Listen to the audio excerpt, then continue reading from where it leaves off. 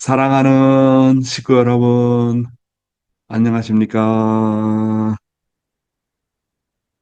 오늘은 하나님은 어디에 계시는가? 어떻게 하면 하나님의 임재를 느낄 것인가? 그런 내용을 가지고 말씀을 나누고자 합니다. 많은 사람들이 묻습니다. 도대체 하나님이 어디 계시냐? 계신다면 하나님을 어떻게 느낄 수가 있느냐? 말씀을 듣고 원리를 듣고는 하늘 부모님이 존재한다는 것은 알겠는데, 이성적으로는 이해가 되는데, 관념적으로는 이해가 되는데, 어떻게 하나님의 임재를 느낄 것이냐라는 것에 대해서 많은 사람들이 궁금해하고 안타까워하고 있습니다. 그래서 오늘은 에, 하나님의 그 임재에 대해 어떻게 하면 하나님이 임재하시는가 그런 내용을 놓고 말씀을 드려보도록 하겠습니다. 하나님은 도대체 어디에 계시는가? 참 아버님의 말씀에 의하면 말씀은 간단합니다. 하나님은 하나 되는 곳에 계신다는 겁니다.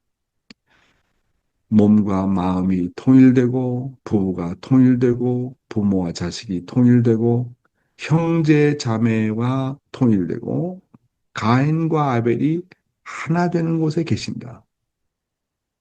그래서 우리 문총재님의 말씀에 의하면 몸과 마음이 하나 되면 반드시 하나님을 느끼게 되어 있다는 거예요.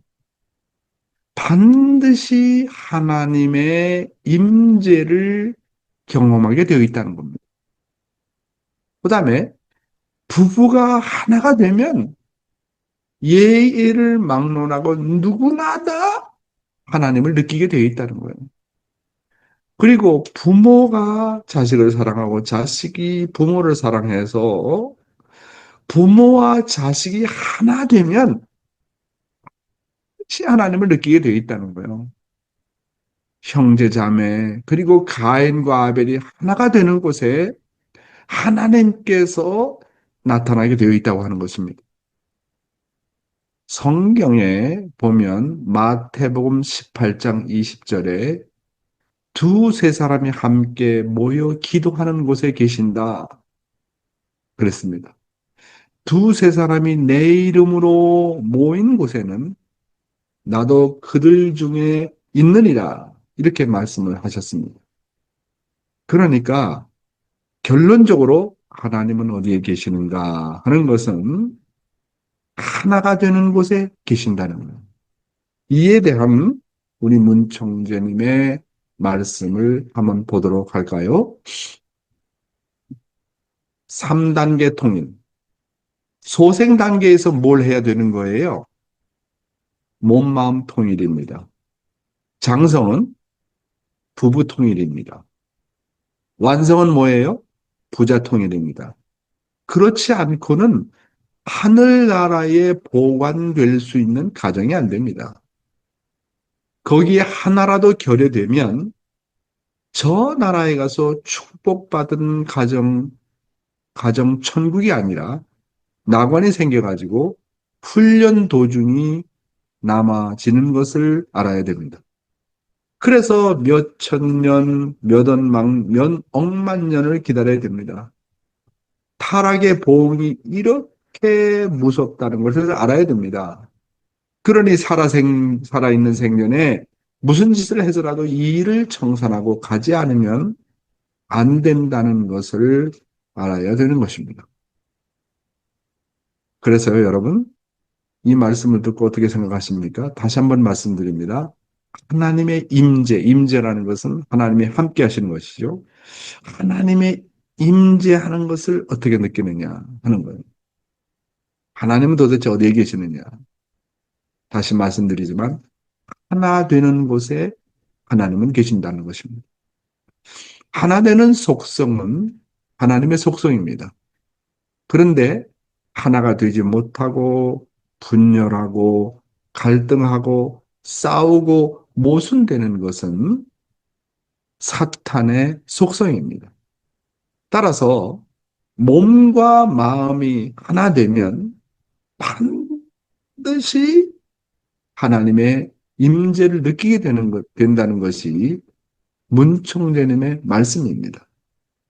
인간이 타락으로 인해서 몸과 마음이 통일이 안 되어서 그렇지, 몸과 마음이 하나만 되면 그 어느 누구나 예외 없이 하나님의 임재를 부인할 수가 없다는 것입니다. 그러므로 나의 몸과 마음이 하나 된 것만큼 하나님을 느끼게 되어 있다는 거예요. 하나님을 만나게 되어 있다는 거예요. 그런데 내가 하나님을 느끼지 못한다고 하는 것은 내가 아직까지도 몸과 마음이 싸우고 있다는 것이고, 내가 아직까지도 몸으로 말미암아 내 마음이 주관받고 있다는 겁니다.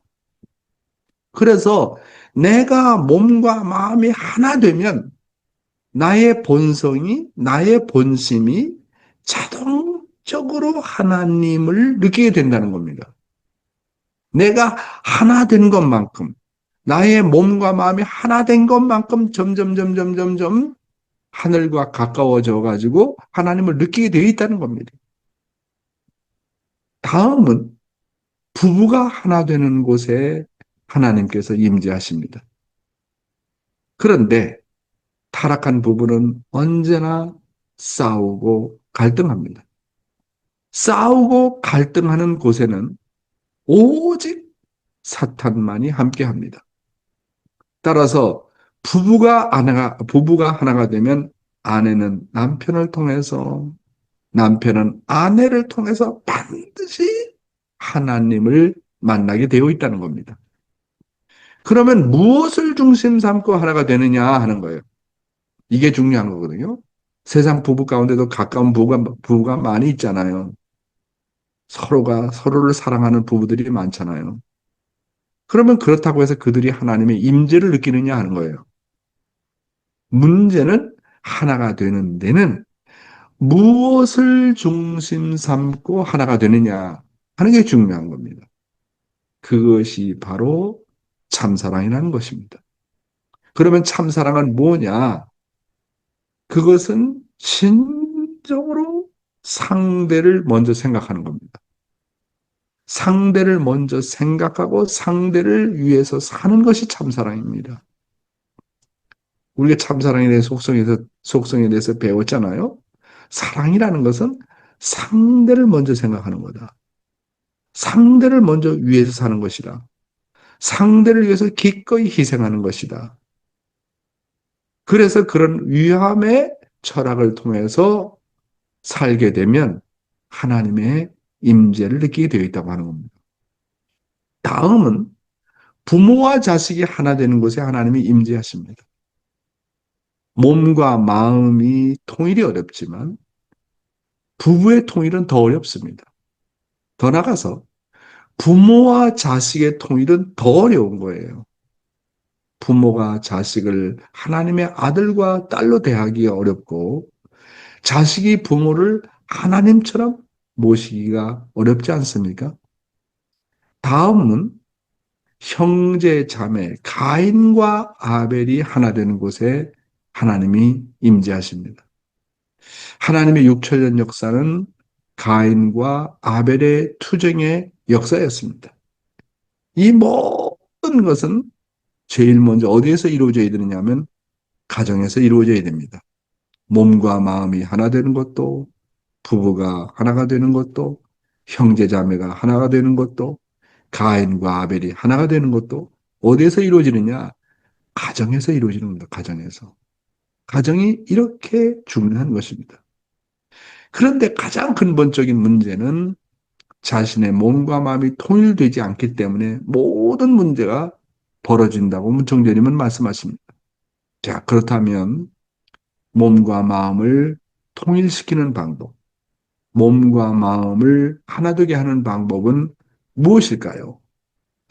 한번 말씀을 보겠습니다. 몸과 마음을 통일시키는 방법. 자동차 튜브에다가 공기를 강하게 불어넣으면 크게 부풀어 오르는 것과 같이 마음에도 힘을 강하게 집어넣으면 어떻게 되겠습니까? 힘이 강하게 되겠지요. 그런 다음에 이 마음과 몸이 싸우면 누가 이기겠습니까?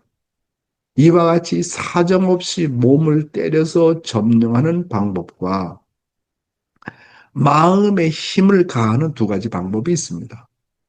그런데 마음의 힘의 원천은 사랑입니다. 그러니까 마음이 주고받아서 생기는 폭발적인 힘을 하나님께 연결만 시키면 그것은 몇 배, 몇백 배, 몇천 배의 힘이 나와 통일할 수 있는 것이요. 세계 만민이 고대하던 소망을 성취할 수 있는 것이요. 영원히 하나님이 함께 살 수 있는 동시에 천국도 내 것으로 만들 수 있는 것입니다. 그 비결이 바로 사랑입니다. 사랑은 통일을 향해서 올라가는 승강기이며 통일을 이룰 수 있는 절대적인 비결인 것입니다. 사랑하는 식구 여러분, 몸과 마음을 통일시킬 수 있는 비결이 뭐라고 그랬습니까? 하나님의 참사랑을 경험해야 한다는 것입니다. 그래서 성경에는 예수가 말씀하시기를 마태복음 22장 37절에서부터 38절에 예수께서 이르시되 내 마음을 다하고 목숨을 다하고 뜻을 다하고 주 너의 하나님을 사랑하라 하셨으니 이것이 크고 첫째 되는 계명이요 하나님의 참사랑과 연결이 되면 내 마음이 힘을 얻어 몸뿐만 아니라 그 어떤 것도 다 정복할 수 있다고 하는 것입니다. 참사랑은 나보다도 남을 먼저 생각하고 위하고 희생하는 사랑인 것입니다. 몸과 마음을 하나 되게 하는 원천이 바로 참사랑이라는 것입니다. 그래서 하나님을 누구보다도 사랑하면 그 사랑의 힘으로 몸도 주관할 수 있고 원수도 사랑할 수 있고 그 어떤 어려움도 다 극복할 수 있다고 하는 것입니다. 힘으로는 자신의 몸과 마음을 통일할 수가 없다고 하는 것입니다. 여러분, 참 부모님께서 말씀하신 내용에 동의하십니까? 정말 그렇습니다. 여러분의 몸과 마음은 어느 정도 하나가 됩니까?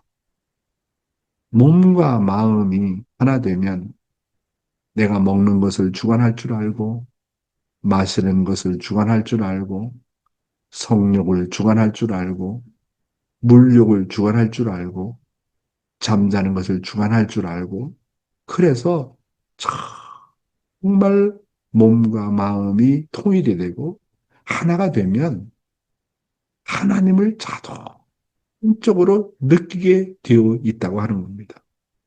그러니까 그래서 참 아버님은 천주주간 바라기 전에 자아주간을 완성하라.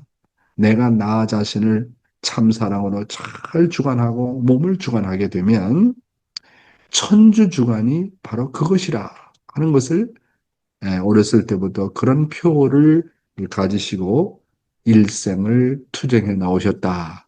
그렇게 우리 문 총재님께서는 말씀하시는 것입니다. 하나가 되는 곳에 하나님은 함께 하신다. 와, 왜 하나님의 임재를 느끼지 못했을까? 우리 부부가 하나가 안 되었구나. 몸과 마음이 하나 안 되었구나. 부모와 자식이 하나가 안 되었구나.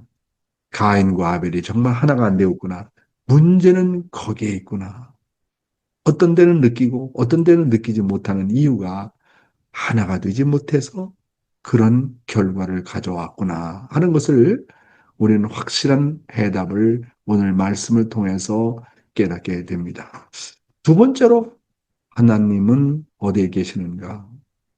참 아버님께서는 기도와 정성 드리는 곳에 계신다라고 말씀하고 계십니다. 한마디로 말해서 지성감천이라는 말씀을 하셨습니다. 지성감천. 지극한 정성이면 하나님도 감동한다. 이에 대한 우리 문총재님의 말씀을 한번 보도록 하겠습니다. 하늘도 감동할 만한 정성이 깃들여 있는 곳에 계십니다. 지성이면 감천이라는 것이 지극히 정성 들여 말씀을 이룬 사람은 하늘을 감동시켜서 감동한 하늘이 버릴 수 없다는 거예요. 그 후손들 몇 대가 잘못되더라도 감동적인 일을 조상이 했으면 그들이 지옥 가더라도 두어뒀다가 감동의 주인이 나타나게 된다면 그가 원하는 대로 다 풀어준다는 거예요. 그래. 선한 조상이 틀림없이 되라는 거예요. 선생님을 영계에 가서도 낙심시키지 말라는 거예요. 지성이면 감천이니 정성만이 왕초가 되는 거예요. 나도 정성을 들였기 때문에 하늘이 계속 희망을 내줬어요. 야, 이 놀라운 말씀 아닙니까? 아버님은 하나님의 아들이기 때문에 하나님의 혈통을 가져왔기 때문에 자동적으로 하나님이 임재하시는 것이 아니었다고 하는 것입니다. 참 아버님도 늘 정성의 생활을 해오셨기 때문에 하늘이 절망 가운데서도 희망을 계속 주셨다고 하셨습니다. 따라서 정성을 들이면 그 분야에 뭐가 된다고요? 왕초가 된다고 하셨습니다. 정성이 그러니까 지름길이라고 하는 겁니다. 다음 내용을 보겠습니다. 정성 들이면 지성이면 감천이라고 했기 때문에 안 될 일이 없다는 것이 하늘나라의 계약 조건이라고요. 정성 들이면 하늘이 함께 한다는 것이 하늘나라의 계약 조건이라는 것을 알라고요. 야, 이거 정말 놀라운 말씀 아닙니까? 다시 말씀드리면 정성 들이면 안 될 일이 없다. 이 정성을 들이면 하나님이 감동한다. 이것이 하나님과 인간 사이의 계약 조건이라고 하는 겁니다. 와, 이렇게 말씀하셨어요. 따라서 하나님이 인간을 놓고 역사하는 채널은 바로 정성이라고 하는 채널인 것입니다. 하나님이 그 사람의 외적인 것으로 보고 역사하는 것이 아니라는 것입니다. 돈을 본다든지 그 사람의 명예를 본다든지 부를 보고 역사하시는 분이 아니라는 겁니다. 그 사람의 정성에 따라서 함께 하시고 역사하신다는 것입니다. 그래서 하나님은 정성 들인 자에게는 누구에게나 함께 하시기 때문에 공평하신 분이라고 하는 겁니다. 여러분, 하나님께서 태양빛을 줄 때 원수에게는 안 줍니까? 착한 사람에게만 주는 거 아니잖아요. 하나님께서 공평하신 분이라는 것은 원수에게나 선한 사람에게나 악한 사람에게나 다 공기를 주시는 것처럼, 다 태양빛을 주시는 것처럼 하나의 공통적인 요소가 뭐냐면 타락한 인간이라고 할지라도 누구나 다 정성을 들이면 그 자리에 반드시 하늘이 찾아온다. 이것이 하나님과 인간 사이의 계약 조건이라고 하는 거예요. 그렇기 때문에 이것이 계약 조건이기 때문에 정성을 들이면 반드시 하늘이 찾아오지 않을 수 없다. 이건 놀라운 거 아닙니까? 그렇죠? 네, 다음 말씀입니다. 하늘이 감동함으로 말미암아 어떻게 되느냐? 그 사람을 생각하고 생각할 뿐만 아니라 생각이 늘상 머물게 되면 거기에는 하나님이 찾아오셔 나와 함께 계시고 하나님의 사랑이 찾아오는 것입니다. 계속 읽겠습니다. 모든 전체의 생각이 거기에 머물게 될 때는 사랑이 여기에 연결되는 거예요. 여러분 그렇잖아요? 생각하는데 사람의 마음이 이동하는 거거든요. 그렇기 때문에 정성을 들이는 입장에서야 하나님의 사랑을 받을 수 있는 것이라고요. 이렇게 되는 거예요. 하나님이 우리 인간을 사랑하듯이 여러분이 하나님을 위해서 정성으로 모든 것을 바쳐드리면 하나님의 사랑을 비로소 여러분들이 느낌으로 말미암아 하나님을 사랑할 수 있다는 거라고요. 본래 타락했기 때문에 여러분 자신이 하나님을 사랑할 수 없는 거예요. 그러므로 하나님을 위해서 정성 들임으로 말미암아 하나님의 사랑이 내게 찾아오는 것이고 그 사랑을 통해서 하나님을 알고 하나님을 사랑할 수 있게 된다는 거예요. 사랑의 근원은 하나님이에요. 사랑하는 식구 여러분. 정성을 들인다는 것은 하나님을 향해서 몰입한다는 뜻입니다. 몰입하려면 목표로 하는 그 대상에게 생각을 하게 되고 그리고 그 생각이 그 한 곳에 계속 머물게 되면 하나님의 사랑이 찾아오게 된다는 것입니다. 그래서 생각하는 것이 중요합니다. 문총재님은 생각이 기도이고 정성이라고 말씀하셨습니다. 생각하는데 사람의 마음이 동한다고 하셨습니다. 그렇기 때문에 정성을 들이는 입장에 서야 하나님의 사랑을 받을 수 있다라고 말씀하셨습니다. 하나님이 우리 인간을 사랑하듯이 우리가 하나님을 위해서 정성으로 모든 것을 바쳐드리면 하나님의 사랑을 비로소 느끼게 되고 하나님의 사랑을 받을 수 있다는 말씀이신 것입니다.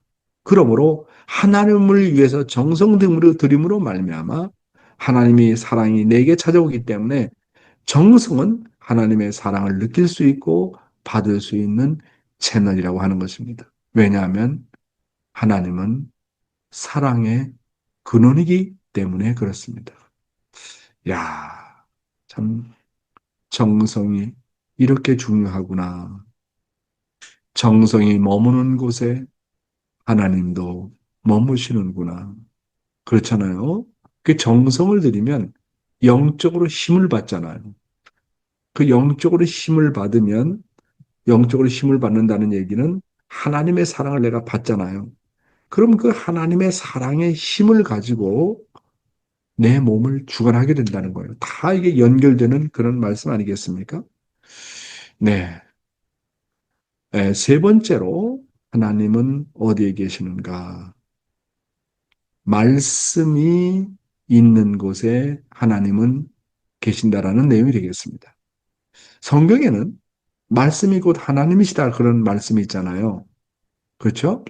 한번 요한복음 1장 1절에서 3절의 내용을 보겠습니다. 태초에 말씀이 계시니라. 이 말씀이 하나님과 함께 계셨으니 이 말씀은 곧 하나님이시니라. 그가 태초에 하나님과 함께 계셨고 만물이 그로 말미암아 지은 바 되었으니 지은 것 하나도 그가 없이 된 것이 없느니라. 그 안에 생명이 있었으니 이 생명은 사람들의 빛이라. 여러분 여기 아주 중요한 말씀 있죠? 성경의 말씀은 뭡니까? 성경의 말씀은 곧 하나님이다라고 했습니다. 그러니까 하나님이 어디에 계시냐를 알려면 말씀 속에서 찾으라는 거예요. 따라서 하나님의 말씀을 사랑하지 아니하면 하나님께서 어디에 머무시는지를 알 수가 없습니다. 하나님의 말씀을 공부하지 않으면 하나님의 심정이 무엇인지, 하나님의 뜻이 무엇인지, 하나님의 사정이 무엇인지, 하나님의 비전이 무엇인지 알 수가 없다고 하는 겁니다. 그러니까 하나님을 발견하려면, 하나님의 사랑을 알려면 말씀 속에서 찾으라고 하는 겁니다. 왜? 성경에 말씀이 곧 하나님이라고 했습니다. 하나님께서 인간을 창조하시고 만물을 창조하신 것도 말씀을 통해서 창조하셨다고 하는 것입니다. 그러므로 신앙자가 하나님을 만날 수 있는 길은 바로 말씀이라는 것을 알고 말씀을 소중하게 생각해야 됩니다. 저는 지금까지 70여 년의 생애를 살면서 수많은 사람들을 교육해 왔습니다. 그런데 제가 깨달은 것은 어떤 사람이 신앙적으로 중심을 잡고 잘 나가느냐 하는 것을 보게 되면 한결같이 공통점이 있습니다.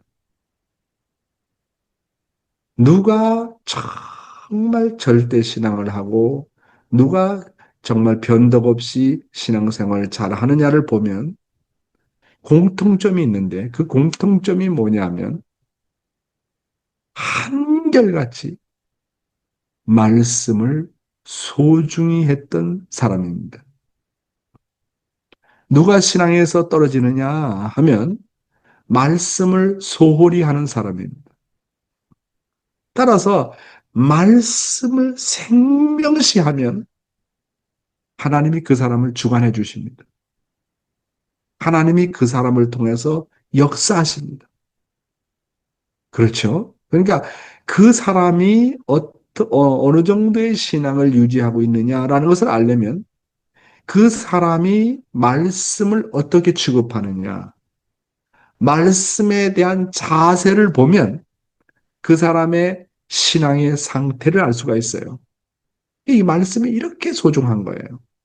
말씀을 절대시 한다는 것은 하나님을 절대시 한다는 것이고 자기의 신앙생활에 있어서 말씀을 가장 중심에 두고 있다는 거 아니겠습니까? 이렇게 말씀이 중요한 거예요. 제가 70년 생애를 살아오면서 17살 때 입교해가지고 지금까지 나라고 하는 존재를 유지할 수 있던 비결이 뭐냐라고 물어보면 그건 다름이 아니라 말씀이었습니다. 수많은 유혹이 있었고 시련이 있었고 핍박이 있었고 상상할 수 없는 그런 고통의 세월도 있었지만 그 모든 것을 극복하고 넘어갈 수 있었던 것은 근 35년에 가까운 선교 생활을 하면서 나의 신앙을 유지할 수 있었던 그 비결 중에 하나가 바로 뭐냐면 말씀을 생명시하라. 말씀이 곧 하나님이라고 하는 것입니다. 그렇죠? 그래서 말씀이 계신 곳에 하나님이 계십니다. 그러니까 하나님을 찾으려면 하나님의 임재를 느끼려면 말씀 속에서 찾으라고 하는 겁니다. 요한 1서 8장에서 8절에서 8장 9절을 보게 되면 이런 내용이 나와 있습니다. 8절 9절에 사랑하지 아니하는 자는 하나님을 알지 못하나니 이는 하나님은 사랑이시니라. 하나님이 뭐라고요? 하나님이 뭐라고요? 하나님은 사랑이래요. 하나님은 말씀이라고 했고 또 하나님은 사랑이라고 했습니다. 그러니까 말씀은 곧 사랑이라는 얘기입니다. 하나님은 말씀이고 그 다음에 이 말씀은 또 사랑입니다. 이런 입장에서 볼 때 하나님은 하나님의 말씀은 곧 하나님의 사랑이라고 하는 것입니다. 그리고 하나님의 사랑이 우리에게 이렇게 나타난 바 되었으니라고 했습니다. 하나님의 사랑이 무엇을 통해서 나타나느냐 하면 말씀을 통해서 나타난다는 겁니다. 그리고 성경은 이렇게 하나님은 말씀이고 또한 하나님은 사랑이라고 했지 않습니까? 이 말씀은 하나님의 말씀이 하나님의 사랑이라는 것입니다. 하나님을 알고 하나님의 심정과 사랑을 채우려면 반드시 말씀을 공부하지 않으면 안 됩니다. 구약시대나 신약시대나 하나님은 어떻게 타락한 인간을 인도해 나오셨습니까? 말씀을 통해서 인도해 오셨습니다. 구약의 말씀, 신약시대는 예수님의 말씀을 통해서 인도해 나오셨고 성약시대는 천일국시대는 참부모님의 말씀을 통해서 인도해 나오신다 하는 것입니다. 따라서 하나님은 어디 계시느냐? 알 수 있는 방법은 간단해요. 그것은 말씀 속에 찾아라. 말씀 속에 모든 해답이 있다. 하나님의 심정이 어떻고, 하나님의 눈물이 어떻고, 하나님의 고통이 어떻고, 하나님의 사정이 어떻고, 하나님의 섭리가 어떻고, 내가 가야 될 길이 어디냐? 말씀 속에 다 있다는 겁니다. 그리고 그 말씀은 말씀으로 끝나는 것이 아니라 말씀 한 단어 한 단어가 하나님의 사랑이라고 하는 겁니다. 이야, 이렇게 확실하게 답변을 우리 문총재님께서 주고 계시지 않습니까? 하나님은 어디에 계시느냐? 말씀이 있는 곳에 계십니다. 이야, 이게 해답이 여기 나오잖아요? 그렇지요? 예. 통일교회 교인은 아니지만 밖에 있는 사람이라도 말씀과 더불어 밤을 새워가며 훌쩍훌쩍 눈물을 흘리면서 내가 미처 몰랐다고 회개하게 될 때는 그 사람들은 새로운 동산에 싹이 틀 것입니다. 통일교회의 말씀을 중심 삼아 가지고 통일교회 교인들이 하나 되었다면 말씀을 모셔야 합니다. 예수님이 내가 곧 길이요 진리요 생명이라고 말씀하셨는데 이것은 오늘날 우리에게 하나님의 말씀을 친히 보여주신 것이요 하나님의 실체를 보여주신 것이며 하나님의 생명을 친히 보여주신 것을 의미하는 것입니다. 여기 중요한 말씀이 여기 나오는데 하나님의 사랑은 하나님의 사랑은 하나님의 사랑은 반드시 말씀을 중심 삼고 나타납니다. 와, 사랑하는 식구미 여러분, 하나님이 어디 계신다고요? 말씀과 더불어 계신다고 했습니다. 그리고 하나님의 사랑은 어떻게 나타나느냐 보니까 말씀을 중심 삼고 나타난다고 했습니다. 그러니까 말씀 공부하지 않으면 하나님의 사랑을 느낄 수가 없다는 거예요. 기도와 정성도 중요하지만 정성 중에 정성은 뭐냐면 말씀을 사랑하는 정성입니다. 아침에 일찍 일어나서 아침 훈독회에 참석한다는 게 쉽습니까? 늘 말씀을 즐거워서 기뻐서 읽는다는 것이 쉽습니까? 여러분, 여기 결론이 나왔습니다. 하나님의 사랑은 반드시 말씀을 중심 삼고 나타나기 때문에 말씀을 사랑하게 되면 하나님이 거기에 계신다는 것을 누구나 다 부인할 수 없다. 그런 말씀 아니겠습니까? 이제 문총재님 말씀 한번 또 보겠습니다. 전 세계 인류는 이제 정신을 차려야 합니다. 통일교회 문총재의 가르침은 구세의 진리인 것입니다. 인류가 영원히 필요로 하는 참사랑과 생명의 말씀입니다. 재림주가 세상을 구하려고 오신다면 인류를 철장으로 심판해서는 안 됩니다. 때려서는 단 한 사람도 완전히 굴복시킬 수 없는 것입니다. 원리는 여기 중요한 말씀을 하니까 잘 들어보세요. 원리는 영원한 역사를 통해서도 변치 않는 진리입니다. 이것은 어떤 위인의 권세나 국가 권력으로도 변경시킬 수 없으며 세계도 하나님도 변경시킬 수 없는 것입니다. 와, 과거, 현재, 미래에 걸쳐 변치 않는 진리라고 한다면 이것은 인간이 본래부터 바라는 이상적인 가치를 갖고 있음에 틀림이 없습니다. 여러분, 말씀은 뭐라고 그랬습니까? 하나님이라고 했고 하나님의 사랑이라고 했습니다. 하나님은 당신의 사랑을 반드시 말씀을 통해서 나타낸다고 했습니다. 그러므로 영원한 진리인 원리 말씀을 우리는 생명시 여겨야 됩니다. 이것은 영원히 변치 않는 진리라고 했습니다. 그리고 뭐라고 말씀했냐면 이것은 어떤 권세나 권력으로도 심지어는 하나님도 이것을 변경시킬 수 없다고 했어요. 여러분, 우리 통일운동이 원리를 무시하면 망합니다. 그 어느 누구도 하나님도 변경시킬 수 없다는 것이 원리인데 이 원리를 변경시키려고 한다. 그건 망하는 짓입니다. 망하는 짓이야, 망하는 짓. 그러니까 원리는 변치 않는 영원한 진리라는 것을 알고 원리의 말씀을 생명시해야 됩니다. 뿐만 아니라 참부모님께서 하신 말씀도 생명시해야 됩니다. 결론적으로 얘기하면 하나님을 만나려면 먼저 말씀을 통해서 만나라고 하는 것입니다. 말씀 속에 모든 답이 나와 있습니다. 모든 문제의 해결이 거기에 나와 있습니다. 어떻게 하면 내가 하나님을 만날까? 말씀 속에 들어가 보십시오. 어떻게 하면 부분 문제 해결할까? 말씀 속에 들어가 보십시오. 어떻게 하면 몸과 마음이 하나가 될까? 말씀 속에 들어가 보십시오. 말씀 속에 모든 해답이 나와 있다 하는 것입니다.